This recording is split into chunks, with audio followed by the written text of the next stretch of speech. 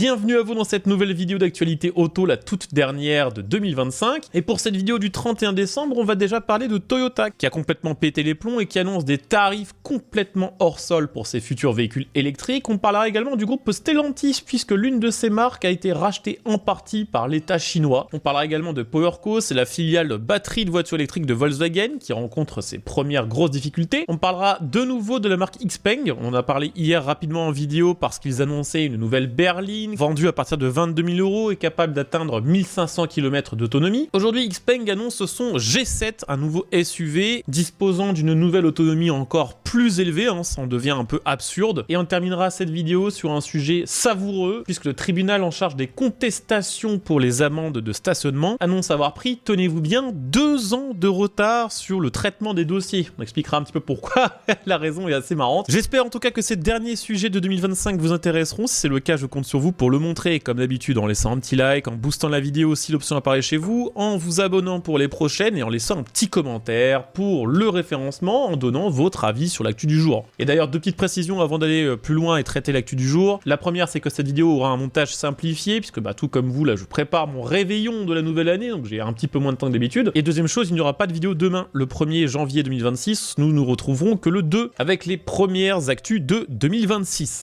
Je vous le disais, nous allons commencer aujourd'hui en parlant un petit peu de Toyota qui annonce des tarifs complètement délirants, des tarifs hors sol pour son nouveau pick-up électrique, le Hilux. Alors ce qui est assez intéressant déjà avec ce Hilux, c'est qu'il est lancé partout dans le monde dans des motorisations essence et diesel, sauf en Europe où le lancement se fait exclusivement avec une motorisation électrique. Une première pour ce modèle emblématique, une stratégie dictée par les normes environnementales européennes. Le problème, c'est que cette version 100% électrique, elle en a plein. Pour l'entrée de gamme du Hilux électrique, il faut compter, tenez-vous bien, au minimum 69 000 €. C'est 20 000 € de plus que la précédente génération neuve. C'est hallucinant déjà ça. Et ce qui est aussi assez hallucinant, ce sont les prestations proposées par ce Hilux électrique. Il embarque une batterie de 59 kWh qui alimente 2 moteurs électriques pour une puissance cumulée de 196 chevaux et une autonomie annoncée qui plafonne à, roulement de tambour encore une fois, 257 km WLTP. Autant vous dire que en conditions réalistes et peut-être sur autoroute, même si c'est pas forcément la vocation première de ce véhicule, faut s'attendre probablement à moins de 150. C'est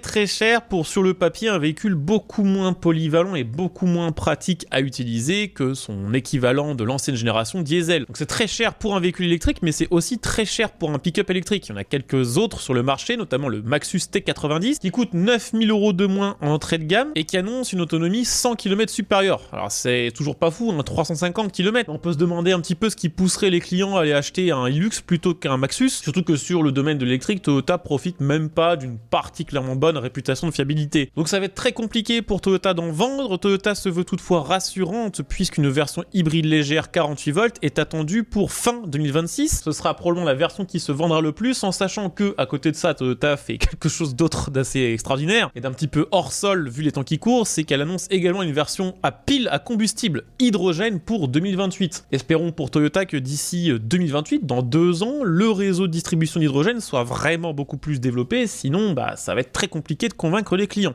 Bon, maintenant on va parler un petit peu de Stellantis, ça faisait longtemps. Pourquoi on parle d'eux? Parce que l'une des marques qu'ils distribuent en Europe, Leapmotor, qui est une marque d'origine chinoise, dont Stellantis était jusqu'ici l'actionnaire majoritaire avec à peu près 20% des parts, et bien cette marque vient d'être rachetée en partie par l'État chinois qui devient actionnaire à hauteur de 5%, ce qui est déjà pas mal sur une marque valorisée à plusieurs milliards d'euros. Alors pourquoi l'État chinois fait ça? Pour 2 principales raisons. La première, c'est que l'État chinois veut que Leapmotor produise des véhicules destinés à la marque FAW, qui est une marque qui est détenue intégralement par l'État chinois. Donc elle veut sécuriser ce partenariat et également, d'après le journal Les Échos, le gouvernement chinois aurait vu d'un mauvais œil la montée en puissance de Stellantis au capital d'une entreprise jugée stratégique pour l'industrie automobile nationale. En rachetant 5% de ses parts, l'État vise à maintenir une forme de contrôle ou on va dire de supervision sur les orientations stratégiques de la marque et ses futures décisions. Alors on verra ce que ça donnera pour l'avenir stratégique de Leapmotor. Ce qu'on sait, c'est que Leapmotor commence à s'implémenter un petit peu partout en Europe, notamment en Espagne, où elle va commencer à y produire des SUV. Leapmotor, ça a été un petit peu la poule aux odeurs de Stellantis, ça a été vraiment l'une de leurs seules marques qui a vraiment explosé sur 2025 et qui a vraiment fait beaucoup de bénéfices, en tout cas en pourcentage. Donc Stellantis compte quand même pas mal dessus à l'avenir. Or, l'État chinois se montre quand même de plus en plus réservé et critique face à la multiplication des projets industriels chinois à l'étranger, en particulier sur les projets menés en Europe. À voir donc si l'État chinois, grâce à ce contrôle qu'il vient d'obtenir sur Leapmotor, ne pèsera pas de tout son poids sur la marque pour qu'elle ralentisse ou freine son développement en Europe, ce qui viendrait faire quand même de gros dégâts financiers supplémentaires chez Stellantis qui n'est toujours pas au top de sa forme.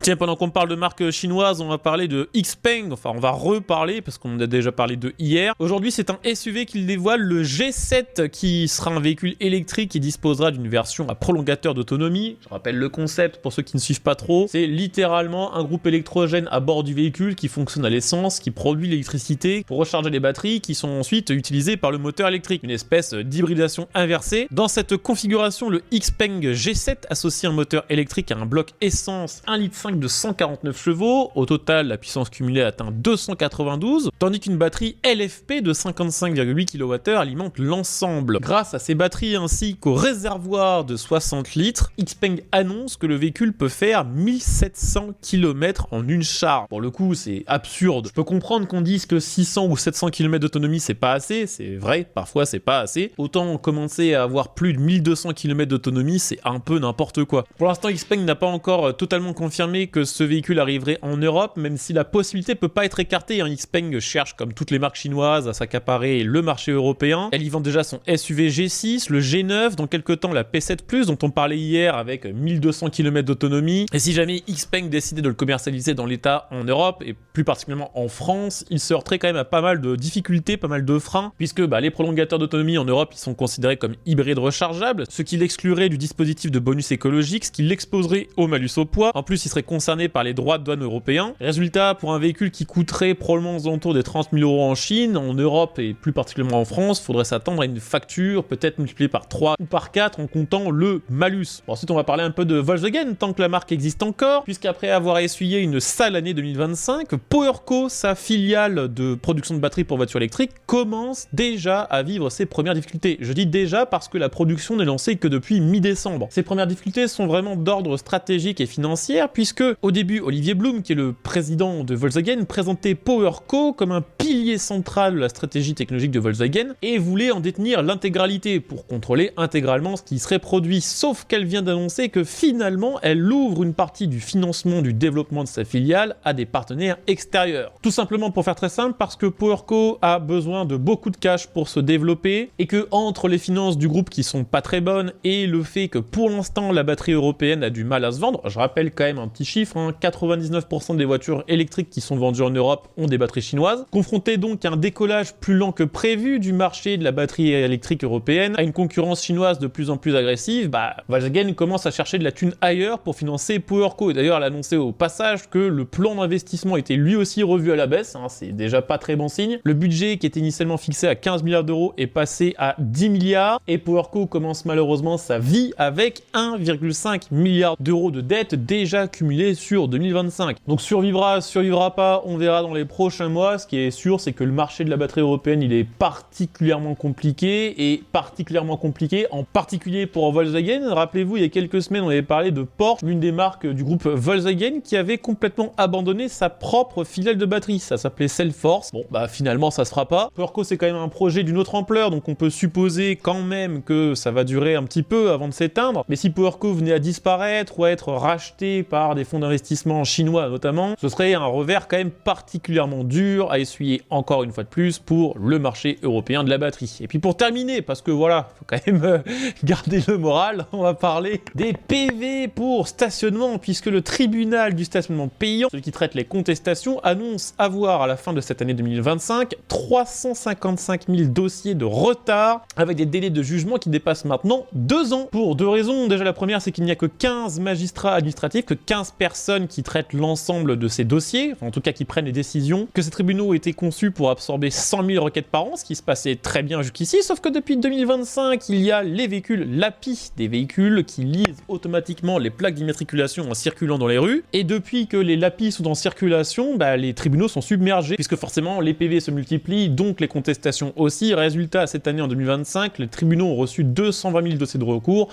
contre environ 70 000 sur une année classique. Alors je vous rajoute un petit détail croustillant au passage. Jean-Luc Warsmann, qui est un homme politique français, propose, pour essayer de résorber un petit peu ce stock, que les tribunaux fassent travailler 60 étudiants en droit comme assistants de justice, estimant que si ça se faisait, le tribunal serait capable de rattraper son retard sur les 3 prochaines années. Voilà, c'est ainsi que s'achève 2025. J'aurai le plaisir de vous retrouver dès le 2 janvier 2026 pour les prochaines actus sur la chaîne. En attendant, si cette vidéo vous a plu, n'hésitez pas à le montrer en likant, vous abonnant, en devenant des soutiens via le bouton rejoindre, ce qui vous permettra entre autres d'avoir accès à des contenus exclusifs, mais aussi de soutenir la chaîne dans ses différents projets. Il ne me reste plus qu'à vous souhaiter un bon réveillon, une bonne fin d'année, un bon début d'année 2026, et puis écoutez, on se retrouve dans 48 heures pour le prochain bulletin news. Ciao!